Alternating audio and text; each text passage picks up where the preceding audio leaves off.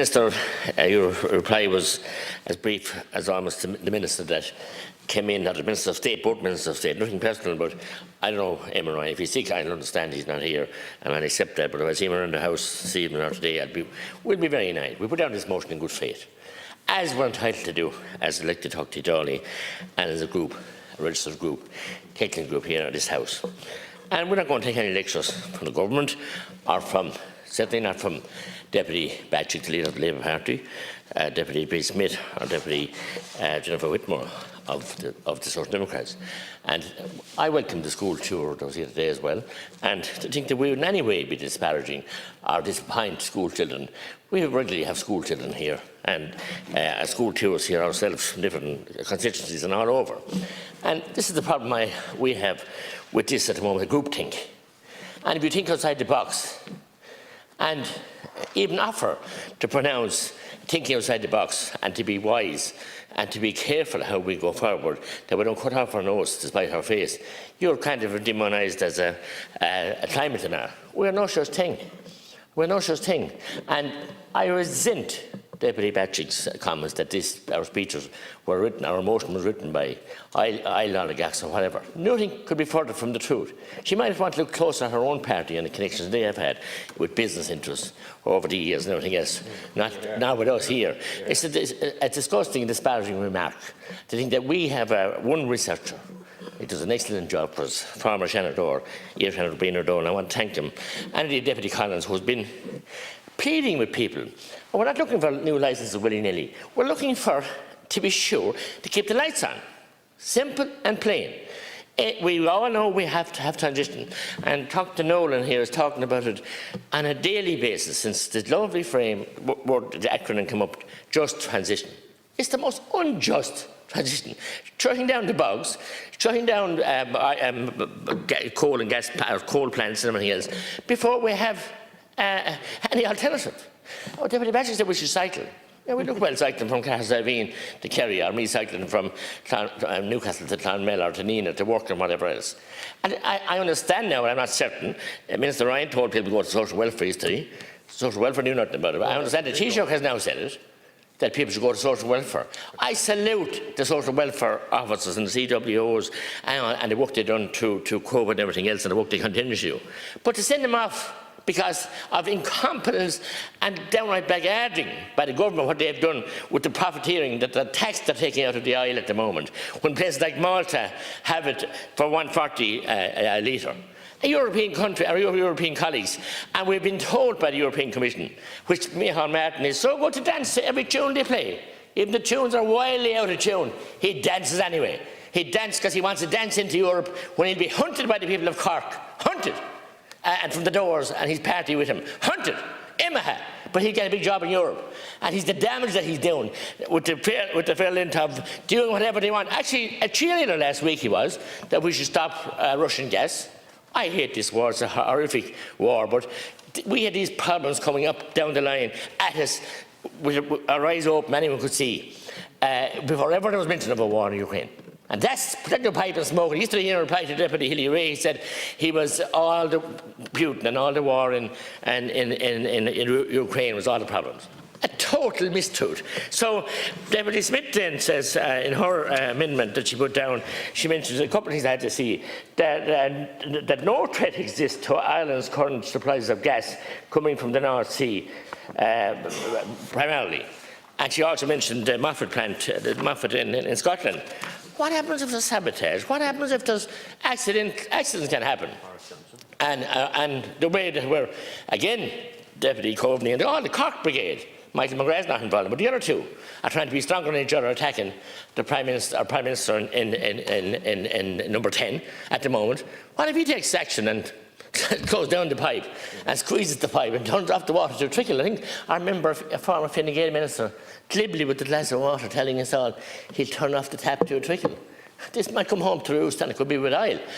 Our motion just merely wants to make sure that our children are fed, our families are fed, and our workers can go to work and our economy can continue. A basic human right.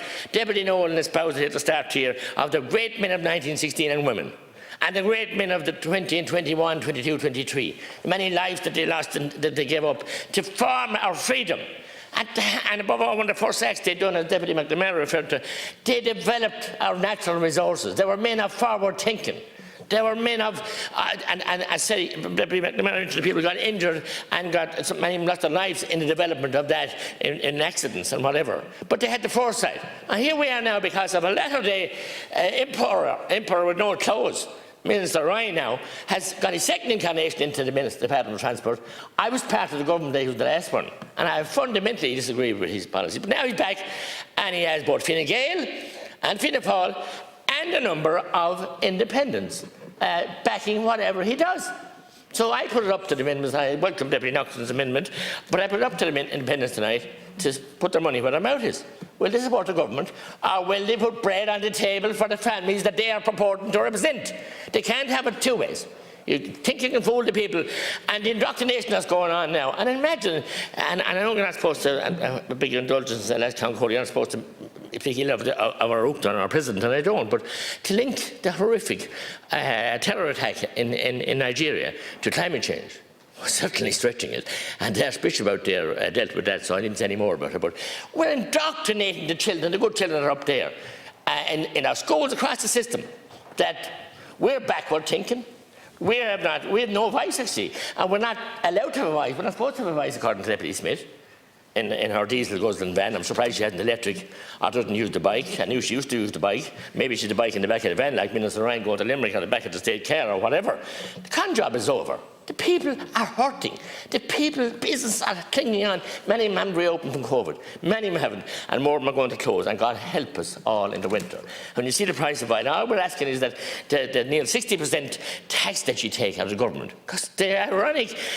And the most subtle, not subtle, but I suppose the most sly thing of it all is the more the oil goes up, fuel goes up, the more tax you get. So you're rubbing your hands with glee, like rubbing bells into a fat sows. I won't say where, you know where, but anyway, or you mightn't, but that's what it is. And the old people used to talk in those relevant terms. And I like to go back and think of the old people are wise. And remember, before Ryan ever came up with these retrofitting greenhouses, we had detached houses with the small windows and a lovely cosy roof that were cold in the summer and warm in the winter.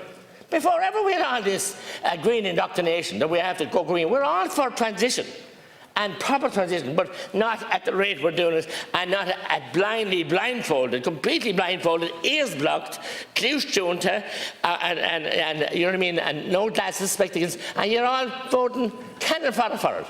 But you get some voting cannon fodder when the people will go in with their pound Louis into the ballot box. And they'll give you some rude awakening, and you want classes to look at the number of papers and you see whether you are figuring on them. None of the above, because you have, instead of protecting the people, which is your duty, solemn duty, been elected and got the seal of office out in the Phoenix Park from the President up to the hearing.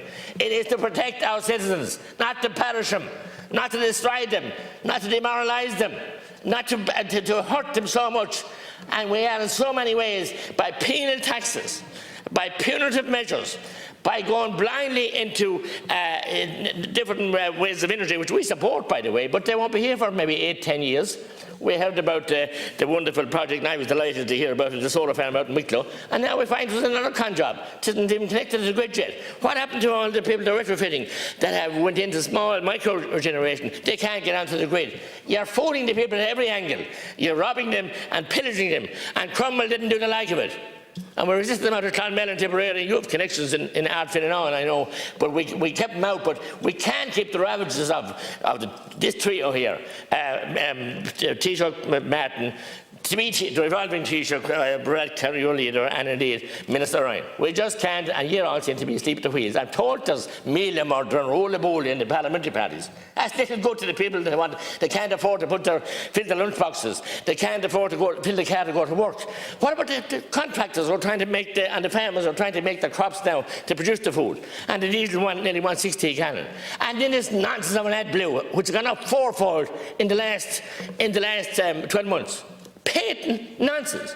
And this is something that we're supposed to buy into to use it. And it's gone up by 4 times. The gouging that's going on there. But we'll take no lecture from Deputies Batchick, Deputies Whitmore, or yourself, or indeed Deputy Smith, or anyone else, about our honesty and integrity. We're entitled to put down our motion here. We put it down. And we don't work for any oil bands or any oil oligarchs. And the people need to look close at their home to see who's funding them and whose support they've got. And Mr. Soros and others, and where the money is flowing from. How dare they? We're honest representatives of the people, elected by the people in this House, and we'll continue to do so as long as we're elected and there's blood running in our veins. And we want to help the people. And we'll see tonight how many more people are going to support us or not. Well, we stand proud of our record here. We're not climate change deniers. We're trying to look after our people. Because it's our primary duty as the elected people here to represent the people, to look after their interests. Here, here.